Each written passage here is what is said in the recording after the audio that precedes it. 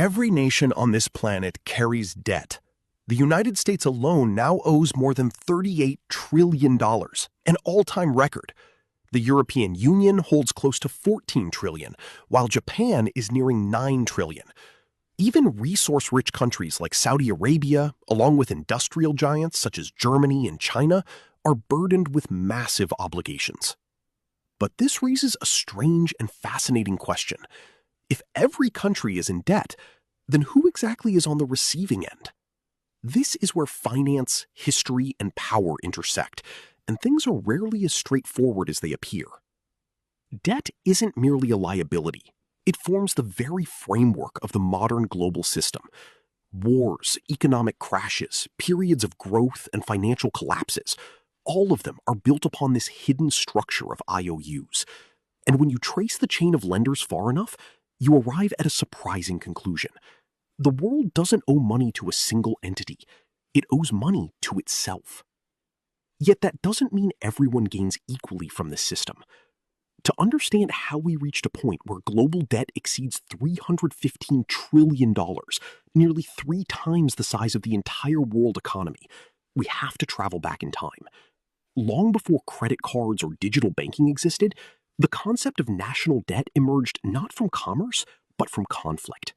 In 1694, England was locked in war with France and running dangerously low on gold reserves. Desperate for funds, the monarchy turned to wealthy merchants. In return for lending money, these merchants were promised a steady stream of interest payments funded by future taxes. To organize and manage this system, the Bank of England was established. This marked a turning point in financial history. For the first time, a government could spend money it didn't yet possess. In exchange, lenders received something incredibly valuable, a formal promise backed by the state. These promises could be traded, bought, or sold. This innovation became known as the government bond, the foundation of today's financial markets. Other nations quickly followed. France adopted similar methods, the Netherlands improved and expanded the system. The newly independent United States used it to finance its revolution and later its westward expansion. Debt transformed from a sign of weakness into a symbol of trust and stability. The ability to borrow became a measure of power. Where empires once seized land to gather gold, they now issued bonds to generate returns. The battleground shifted from fields of war to financial ledgers. Fast forward 3 centuries, and debt has evolved into one of the world's most dominant forces. The United States alone owes $38 trillion. Japan exceeds $9 trillion. Globally, borrowing increases by roughly $1 trillion every 100 days. Every nation borrows, every financial institution lends, and every individual, through taxes, savings, and pension funds, plays a dual role as both debtor and creditor. But that still leaves one crucial question unanswered. Who is actually holding the other side of this enormous financial chain? Let's begin with the United States, because its debt is not just a national issue, but a global one. Of that $38 trillion, about half is publicly held. This means it is owed to investors rather than to other branches of the government.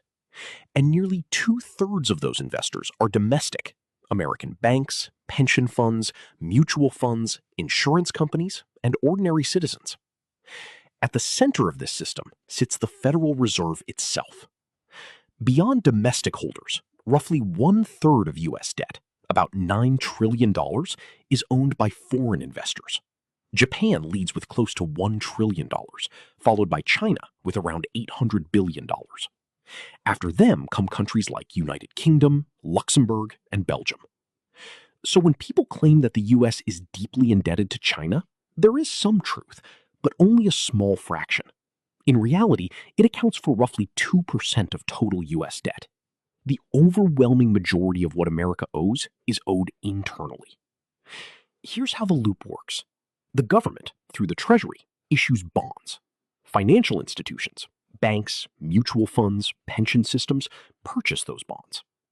Then the Federal Reserve often steps in and buys them back, injecting newly created money into the system.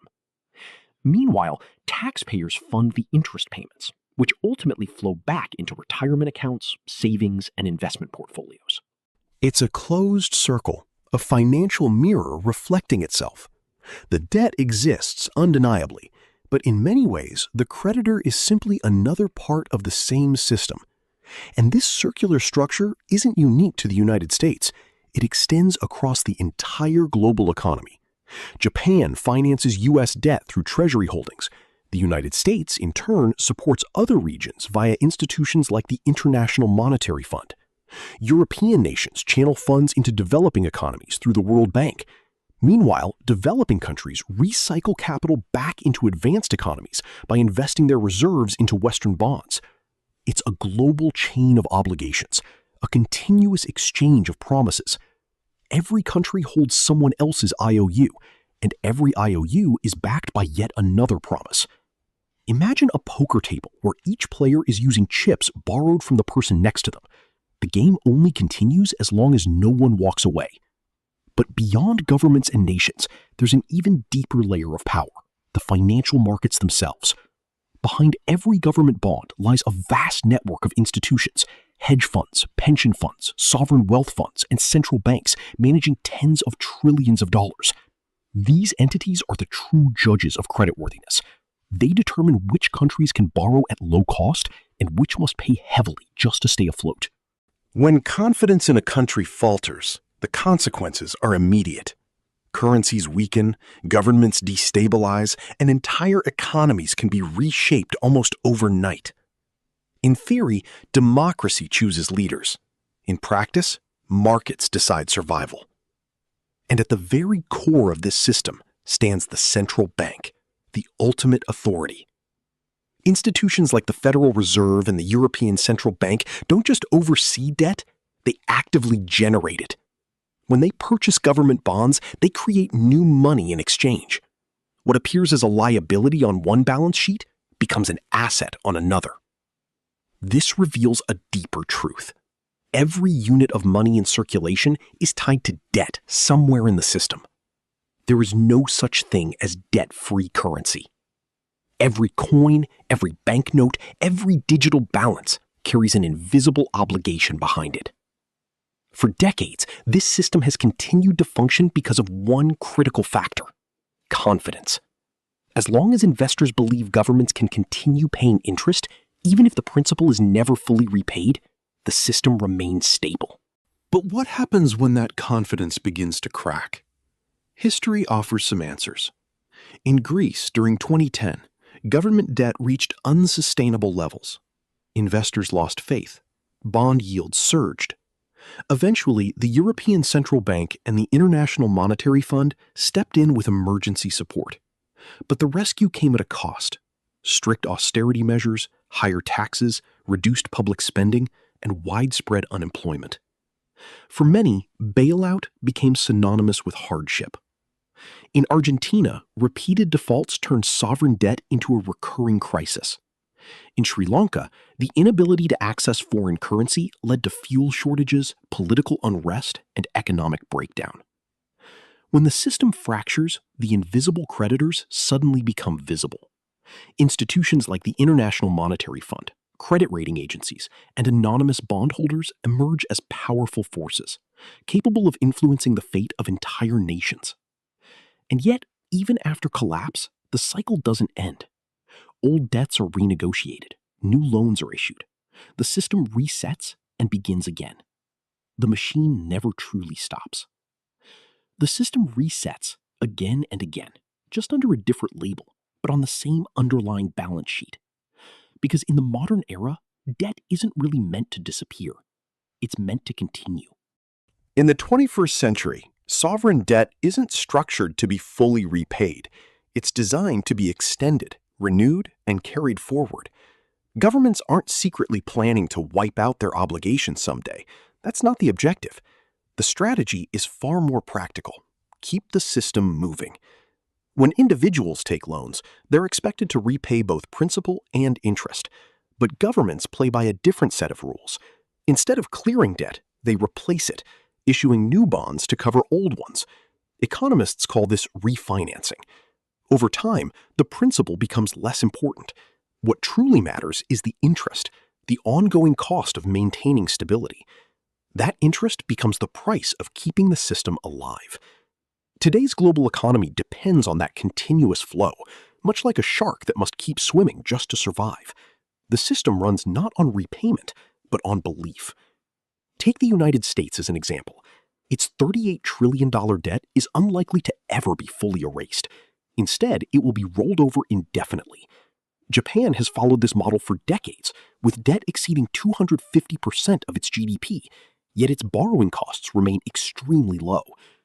Why? Because investors aren't expecting a final payout. They're expecting continuity.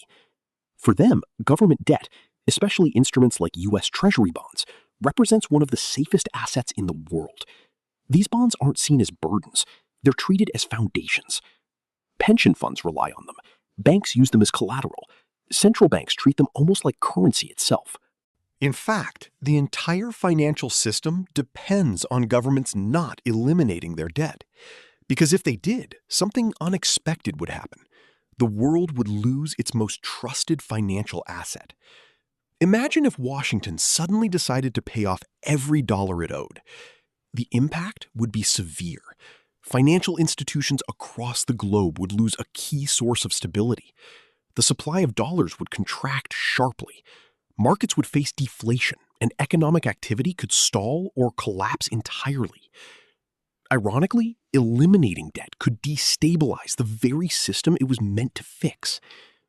So governments don't aim to erase debt. They manage it, carefully, continuously, and deliberately. Debt becomes a kind of pulse, a steady rhythm running through capitalism itself. It moves through mortgages, pensions, investments, and markets, connecting every part of the global economy. That's why political promises about eliminating national debt often miss the point. The real objective isn't zero debt, it's sustainable debt. Debt that can be serviced, trusted, and extended without breaking confidence. Because confidence is everything. The moment belief weakens, the entire structure begins to shake. Interest rates rise, markets react, and an economy built on rolling promises can grind to a halt. That's the deeper reality of sovereign debt. It was never about fully paying it back. It's about maintaining the belief that it can be, a self-reinforcing loop of trust. And as long as that trust holds, the numbers can expand far beyond what seems reasonable. But trust isn't evenly shared. When we say we owe it to ourselves, that's only partially accurate. The flow of interest doesn't distribute equally. It moves upward, from taxpayers and workers toward institutions, investors, and asset holders. Debt isn't just a relationship between countries. It's also a relationship between economic classes. That's why rising global debt often mirrors rising inequality. The system tends to reward those who hold financial assets and place pressure on those who finance them through labor and taxes. If that dynamic feels familiar, it's because it repeats at every level, from households to nations, from nations to the entire world. Creditors and debtors aren't enemies. They are interconnected parts of the same engine. The real question is, what happens when that engine slows down? What happens when new borrowing can no longer keep up with past promises? That's when the question, who is the creditor, stops being theoretical and becomes personal. Because at the very top of this global structure, there is no single entity to point at. It's not just China. It's not just Wall Street. It's not just the International Monetary Fund. It's all of them. And it's us, too. The modern financial system has blurred the line between debtor and creditor. Governments create debt. Banks expand it. Investors trade it. And ordinary people depend on it. Debt once symbolized obligation, even bondage. Today, it represents balance. But that balance is fragile. And if confidence ever truly breaks, if belief disappears, the illusion fades, and we're left with the underlying truth. Debt is a promise, and no promise can be sustained forever. If this perspective changed how you see the world, stay curious. History always leaves clues. You just have to know where to look.